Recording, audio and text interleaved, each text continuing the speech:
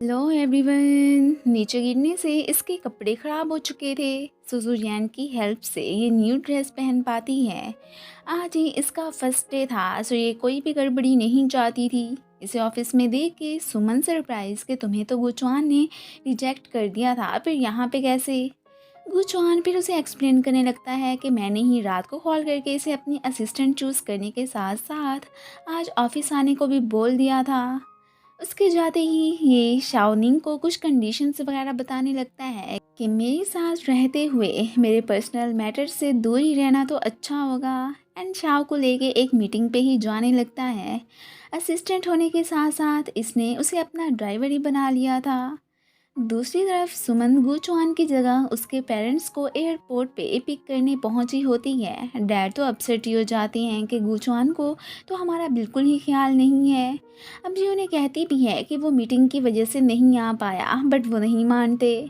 Meeting में जाते हुए शेंग शाओ को देख के शॉक कि तुम डेजिग्नेटेड ड्राइवर यहाँ पे क्या करने आई हो, हमें तुम्हारी कोई ज़रूरत नहीं है। अब गुचुआन उसे बताने लगता है कि ये मेरी असिस्टेंट है, मैं ही इसे यहाँ पे लेके आया हूँ, तुम्हें कोई प्रॉब्लम है क्या। अब बहुत सारे क्लाइंट्स भी आ चुके थे तो ये अब मीटिंग रूम में चले जाते हैं। इन साहब को तो आराम नहीं आ रहा होता। वो अपने साथी को गुचुआन के असिस्टेंट को लेके ही पॉइंट आउट करने लगता है कि इसका प्रोजेक्ट कैंसिल ही हो जाए। आगे से गुचुआन भी उसी की टक्कर का ही उसे जवाब देता है कि हमारी कंपनी तो हर पर्सन के ड्रीम को पूरा करने के लिए उन्हें वेलकम करती है, इसमें भला क्या बुराई है। शाओ निंग तो ये सुन के बहुत खुश होती है। अब यहाँ पे ये जनाब तो अपना सा मुंह लेके ही रह जाते हैं। बाद में ये उसे बताने लगती है कि उस रात शेंग सुमन से बदतमीज़ी करने की कोशिश कर रहा था, तो मैंने उसे बचाया। तब से इसने मुझसे अपनी दुश्मनी ही मोल ले ली है, कहीं हमारे प्रोजेक्ट पे इस बात का कोई असर ही ना पड़ जाए। वो चौहान उसे उसके लिए टेंशन ना लेने को कहता है। तभी जब वो वाटर बॉटल लेने गई थी, फिर से ये वहाँ पे टपक आता है कि कहीं तुम्हारी इतनी बड़ी कंपनी ज्वाइन करने के पीछे कोई प्लान तो नहीं है, और उससे बदतमीज़ी करने की कोशिश करने लगता है। गलती से पानी फिर उसके फेस पे ही गिर गया था। अब इन साहब को तो उस पर बहुत ही गुस्सा आ गया था कि तुमने मेरे साथ ऐसा क्यों किया। इससे पहले कि वो शाव को कुछ कहता, इतने में गुचुआन की एंट्री होती है। वो शेंग पे भड़क ही जाता है कि तुम्हारी मेरी असिस्टेंट को तंग करने की हिम्मत भी कैसे हुई, एंड उसे शाव से अभी के अभी सॉरी बोलने को कहता है। अपोलोजाइज करवा के ही वो फिर शाव को लेता वहाँ से चला गया था। अब तो कार भी वो खुद ही ड्राइव करने लगा था। शाओ तो उससे आज बहुत ही इम्प्रेस हुई थी कि आप तो मेरे आइडियल बॉस ही बन चुकी हैं। प्रपोजल देते हुए भी मैंने जो एनर्जी आप में देखी थी ना, वो बहुत ही कमाल की थी। और साथ में उसकी तारीफों की पुली बांधने लगती है। जाने से पहले वो जल्दी से एक पेज पे कुछ राइट करती है, एंड उसे ये देते वक्त यही कहती है कि मेरे बाद ही आपने ये खोलना है। एंड गुचुआन को गुड बाय कहती वहाँ से भागने की करती है। घर में हमें गुचुआन के पेट लिजर्ड को भी दिखाया जाता है। पेज पे तो शाओ ने एक फ्लावर ही बनाया था। अगले दिन सुबह ही सुबह ये तो बॉस के लिए बकायदा खुद ब्रेकफास्ट बना के उन्हें लेने पहुंची होती है। बाद में सुमन देखती है कि ये उसका बनाया खाना खाने की बजाय शाव का खा रहा है, तो वो अपसेट हो जाती है। यहाँ पे हमें फील होता है कि जैसे ये गुचुआन को लाइक करती है। अभी वो इस बात को इग्नोर करके ये गुचुआन को एक एग्जीबिशन का बताने लगती है कि क्या तुम मेरे साथ वहाँ पे चलोगे। बट उसने शाव के साथ जाने का डिसाइड किया था कि वो अभी सीखना चाहती है। अब उसके कहने पे वो दूसरा टिकट इसने जाके शाओ को ही दे दिया था। तभी अचानक उसे आंट के एक्सीडेंट की खबर मिलती है।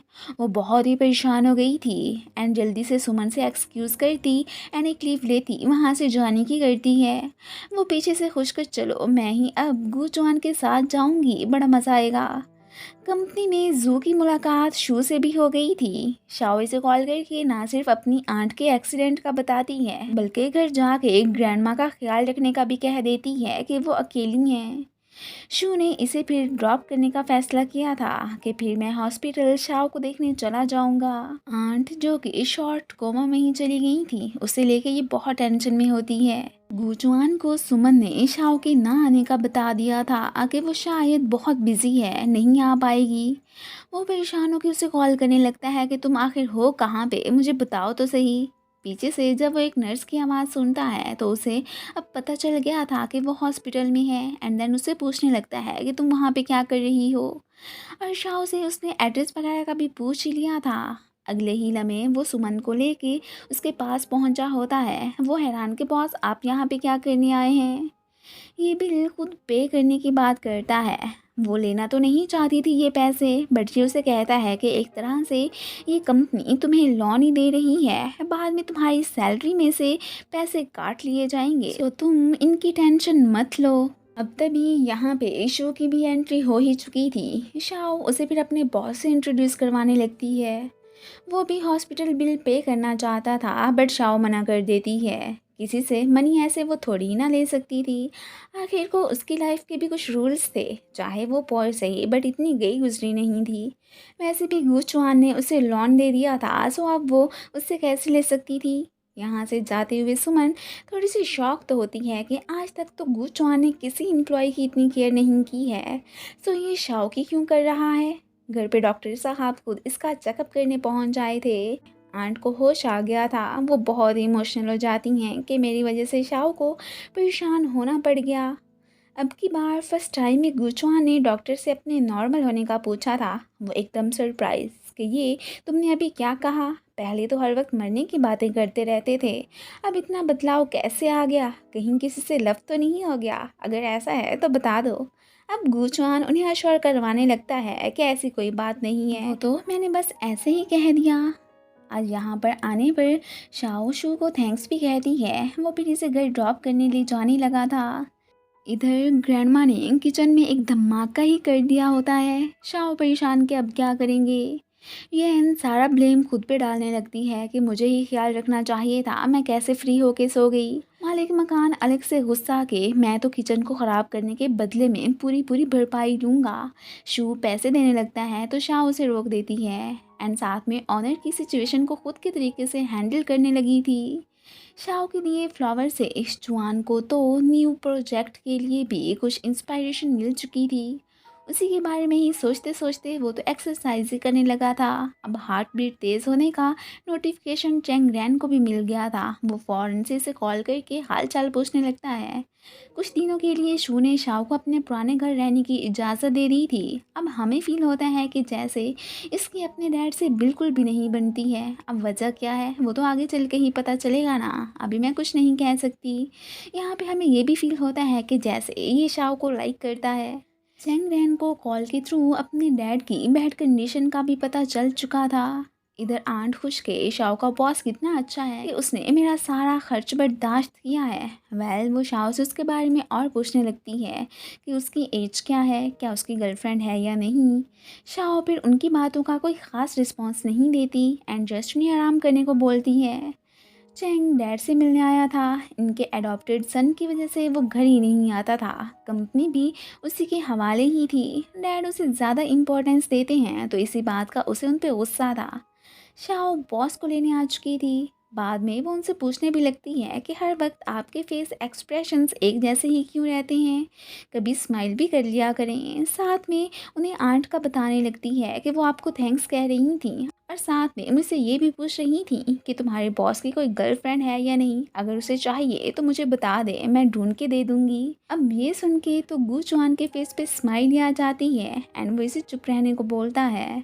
डैड का एडॉप्टेड सन कोई और नहीं बल्कि शू ही था। उसे देख के अब ये साहब तो वहाँ से जाने की ही करते हैं कि आपका लाडला बेटा आ चुका है, मेरी यहाँ पे क्या ज़रूरत।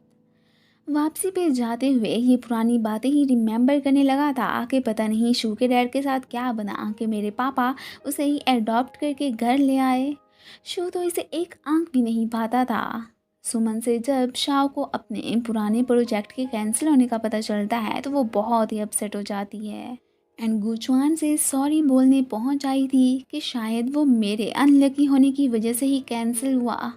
बट वो बिलीव नहीं करता कि ये कैसी बातें कर रही हो, वो डिज़ाइन तुमने थोड़ी ना बनाया था। खैर ये तो कंपनसेशन के तौर पे उसे न्यू प्रपोजल के हवाले से कुछ आइडियाज़ भी देती है जो कि गुचुआन को बहुत पसंद आए थे। वो अब इसे लेके फ़िश पकड़ने आ चुका था। अभी एक फ़िश पकड़ी ही होती है कि वो फिसल के नीचे गिर जाती है। उसे उठाते उठाते दोनों ही एक दूसरे के बहुत ही क्लोज आ जाते हैं। तभी अचानक गुचुआन की हार्ट बीट ही तेज होने लगी थी। वो साइड पे हो जाता है। फिश का तो उसने इसे ही घर ले जाने के लिए कह दिया था, और साथ में कल उसे लेने ना आने का भी। चेंग रैन कल गुचुआन को ऑफिस ना आने के लिए कहता है कि हम आउटिंग पे जाएंगे, बट वो मना करके उल्टा इसे ही घर से पिक करने आने के लिए कहता है। अब ये हैरान कि तुम्हारी असिस्टेंट क्यों नहीं आई, तो गुचुआन उसे बताता है कि मैंने खुद ही उसे आने से रोका था। दोनों ऑफिस के बाहर शू और शाओनिंग को साथ में देख के सरप्राइज रह जाते हैं कि अरे तुम यहाँ पे क्या करने आए हो। शाओ ने बताती है कि ये मुझे ड्रॉप करने ही आया था। ये देख के गुचुआन तो जेलिस फील करने लगता है। शू को वैसे ही चेंग बिल्कुल पसंद नहीं था, सो वो पता नहीं क्या क्या एक्स्ट्रा रूल्स बना के उसके यहाँ आने पे पाबंदी ही लगा देते हैं। अपने फायर ना होने के डर से शाओनिंग शू को वहाँ से जाने को बोल देती है। तब जाके गुचुआन को कुछ आराम आता है। शाओ बाद में गुचुआन के लिए कल वाली उसकी दी फिश का ही सूप बना के इसके पास लाई थी, जो कि उसे काफ़ी पसंद भी आता है। खैर इसके बाद वो शाओ को अपने साथ मीटिंग पे चलने के लिए बोलता है। सुमन भी वहाँ जाना चाहती थी, बट ये उसे मना कर देता है कि नहीं, शाओ ही काफ़ी है। खैर अपना न्यू बेस्ट प्रपोजल लेके वो मिस्टर चिन के पास आया था, जो कि उन्हें काफ़ी पसंद आता है। शाओ तो बस इनकी बातें सुन सुन के खुश हो रही होती है और अपने बॉस पे काफ़ी प्राउड भी फील कर रही थी। एंड इसी के साथ ही ये पार्ट ख़त्म हो जाता है। Thanks for watching.